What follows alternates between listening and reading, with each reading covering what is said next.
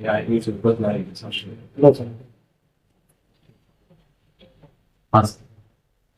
बहुत दिनों के बाद आपके गेस्ट ने क्या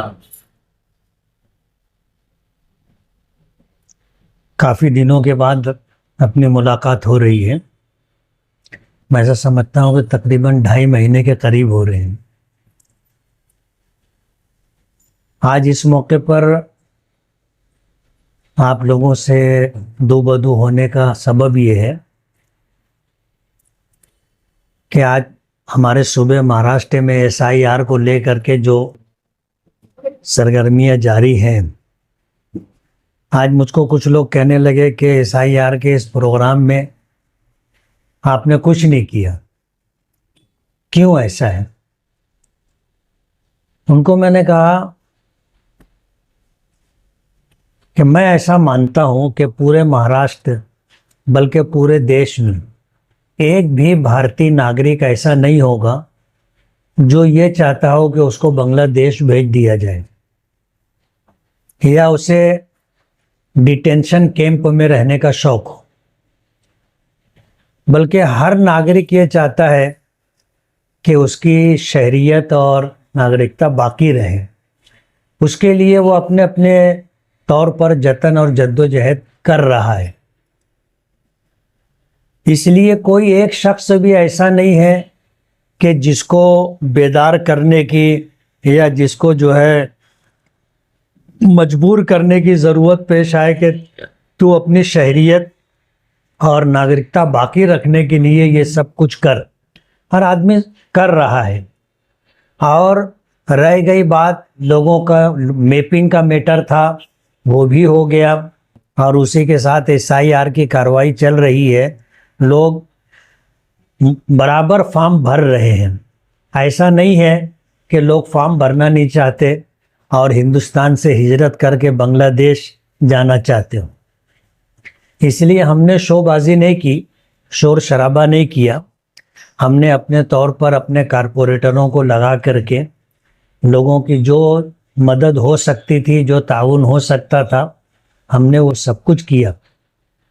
हमारा ऐसा मानना है कि जो लोग ये शोर शार कर रहे हैं और इस तरह लोगों के दरमियान खौफ का माहौल बनाने की कोशिश कर रहे हैं, दर पर्दा बात कुछ और है। आप अगर देखोगे, लोकसभा का इलेक्शन हुआ, वोटर लिस्ट में जो वोटरों की तादाद थी वो 3,02,000 थी। लोकसभा का इलेक्शन हो जाने के बाद हमारी जानकारी ये है कि तकरीबन 5,600 कुछ वोट बाकायदा फॉर्म भर के कटवाई गई। 6,000 वोट अगर कट जाती है तो 2,96,000 वोट बची थी। उसके 5 महीने के बाद जब विधानसभा का इलेक्शन होता है तो वोटरों की तादाद 3,43,000 से ऊपर हो जाती। 5 महीने में इतने सारे वोटरों का नाम वोटर लिस्ट में आया तो ये इत्तेफाक नहीं, ये बाकायदा एक सोची समझी साजिश और प्लानिंग के तहत किया गया था। यही वजह है कि इलेक्शन हो जाने के बाद, रिजल्ट आ जाने के बाद, जिस तरह 2014 का इलेक्शन हुआ था, 2019 का इलेक्शन हुआ था और 2019 के इलेक्शन के बाद तकरीबन 40,000 वोट कटवाई गई थी। अब 2024 का इलेक्शन हुआ, आपको अच्छी तरह याद है कि मराठा दरबार में उर्दू मराठी पत्रकार और सोशल मीडिया के लोगों को दरमियान स्क्रीन लगा करके ये बताया गया कि 42,831 बोगस वोट है और उन वोटों को कटवाने के लिए उन्होंने बाकायदा मार्च भी किया। प्रांत के ऊपर रेवेन्यू डिपार्टमेंट के तमाम लोगों के ऊपर दबाव भी बनाया कि ये वोट कम की जाए। उसके बाद इन्होंने तकरीबन 8,000 फॉर्म भर करके दिया कि इनका नाम कट किया जाए वोटर लिस्ट से। ऑफिसरान ने मुझे बताया और ये भी बताया कि ये आपके ही पक्के इलाके की वोटें हैं। तो उस वक्त तो उनसे मैंने कहा कि आपने मुझे क्यों बुलाया है? कहा ये बताने के लिए। मैंने कहा नहीं, मैं तो कभी बोगस वोट बढ़ाया भी नहीं, और बाकी रखने के लिए या कटवाने के लिए कभी मैंने जद्दोजहद भी नहीं की। आज जो लोग वोट कटवाना चाहते हैं, तो मैं आपसे ये कहना चाहता हूं कि कायदे से जिनका नाम कटना चाहिए आप काट दीजिए।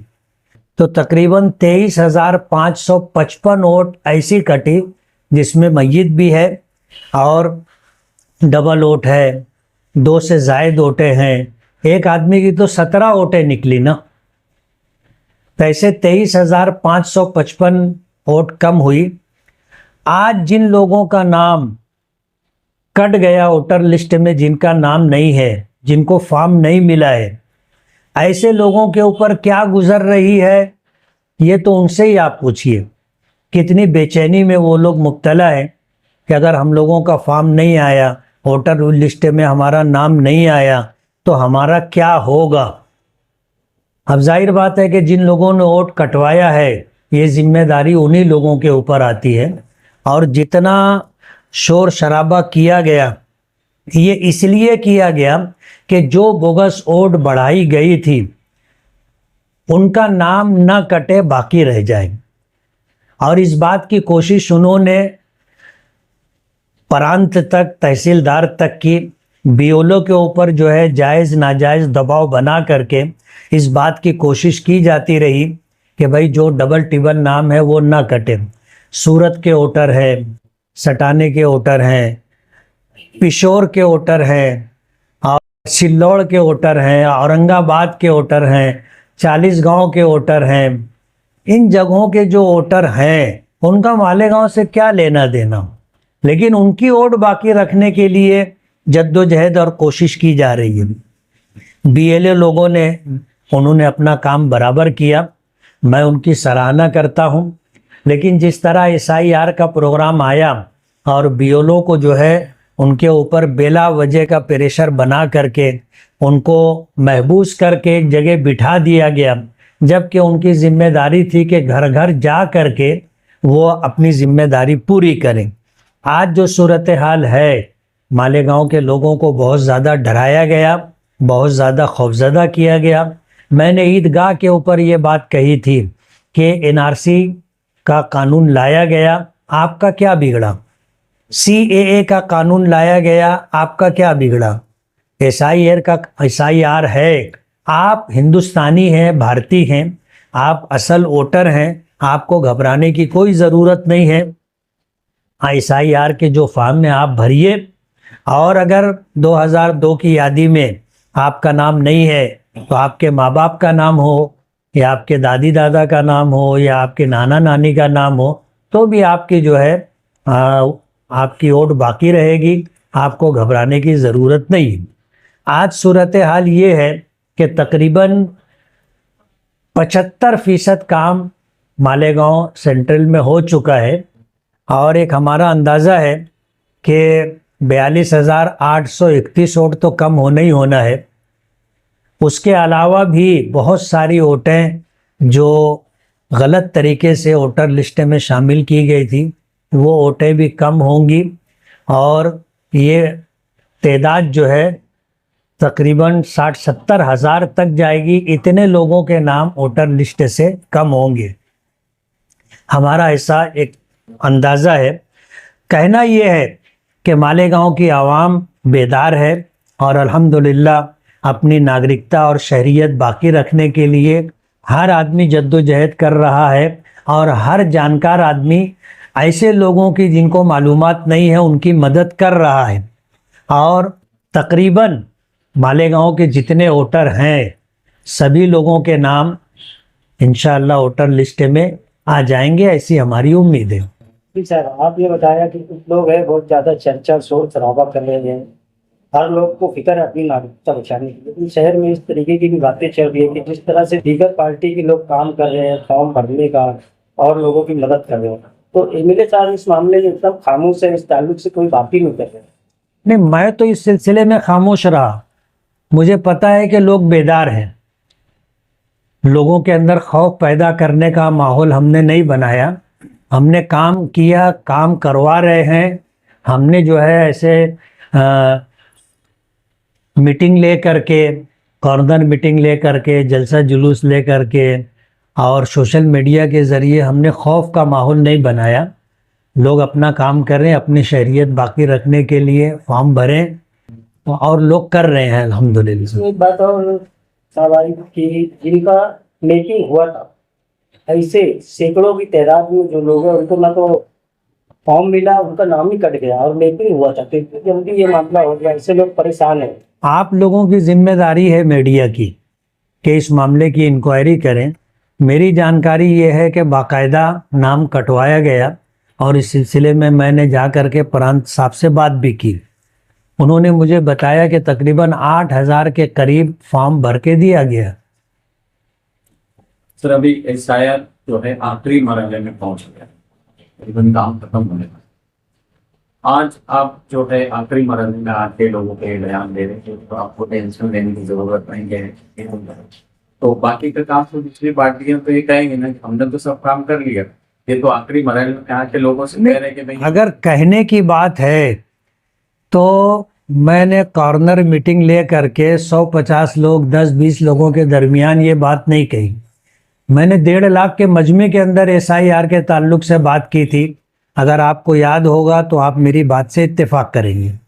सुबह कॉस्मेटिक कंप्लीट स्किन सॉल्यूशन आपके लिए लाया है धूप से बचाने वाली डे क्रीम, सौंले चेहरे को गोरा करने वाली नाइट क्रीम, फुंसियों के लिए TC skin cleaner and serum, सर्दी में जिल्दों को ताजा रखने वाला मॉइस्चराइजर, 7 दिनों में गोरा करने वाली क्रीम, आंखों के नीचे कालापन को दूर करने वाला टीसी डार्क वे सीरम, हाथ और गर्दन का कालापन दूर करने वाला साबुन। हमारा पता याद रखें, कुसुम्बा रोड औलिया मस्जिद के सामने, सुबह कॉस्मेटिक कंप्लीट स्किन।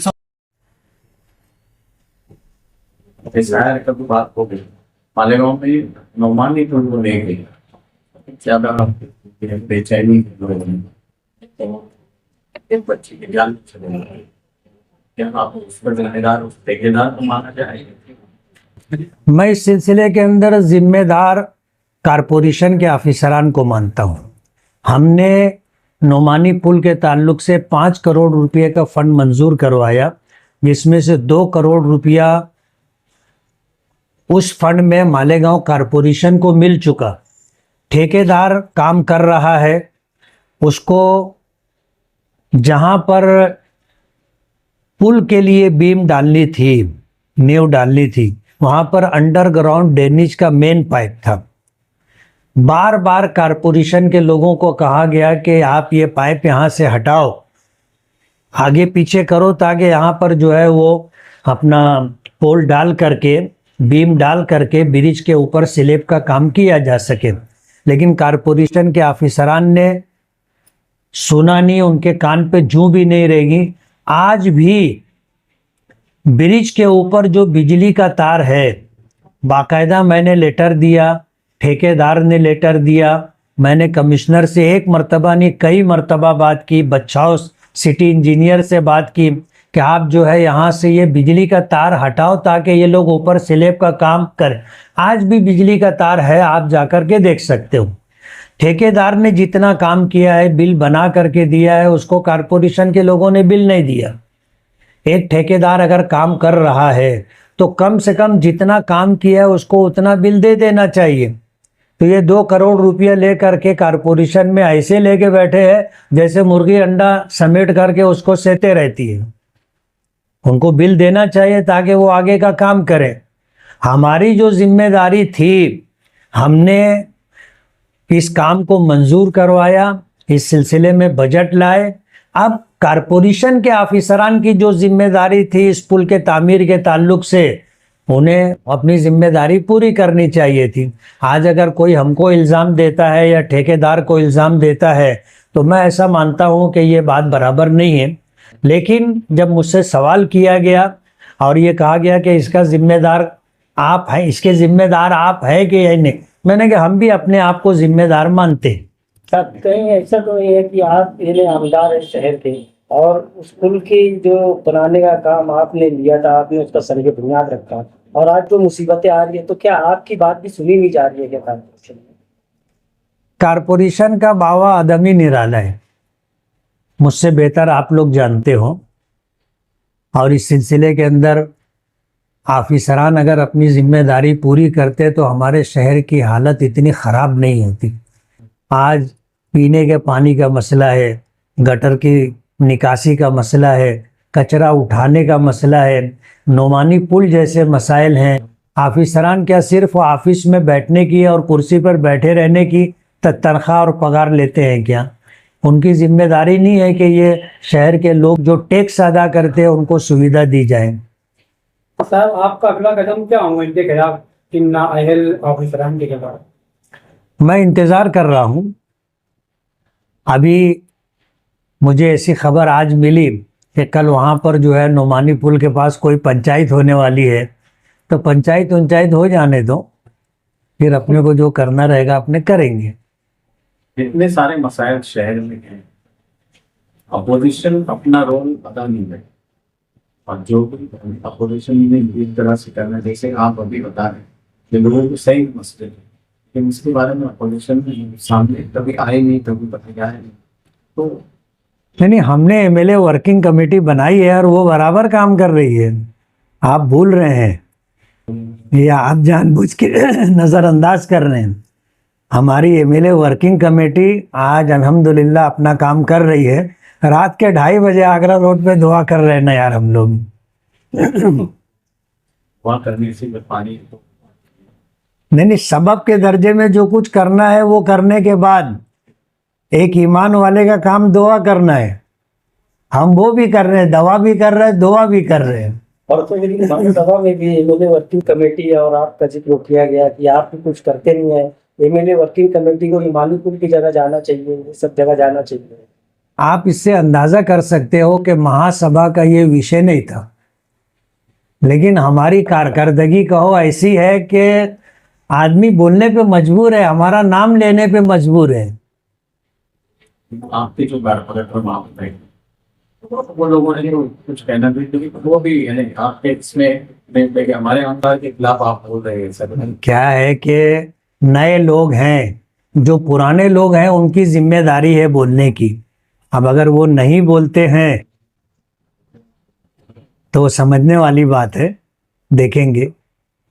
सुबह कॉस्मेटिक कंप्लीट स्किन सॉल्यूशन आपके लिए लाया है धूप से बचाने वाली डे क्रीम, सौंले चेहरे को गोरा करने वाली नाइट क्रीम, फुंसियों के लिए TC skin cleaner and serum, सर्दी में जिल्दों को ताजा रखने वाला मॉइस्चराइजर, 7 दिनों में गोरा करने वाली क्रीम, आंखों के नीचे कालापन को दूर करने वाला टीसी डार्क वे सीरम, हाथ और गर्दन का कालापन दूर करने वाला साबुन। हमारा पता याद रखें, कुसुम्बा रोड, औलिया मस्जिद के सामने, सुबह कॉस्मेटिक कंप्लीट स्किन सॉल्यूशन।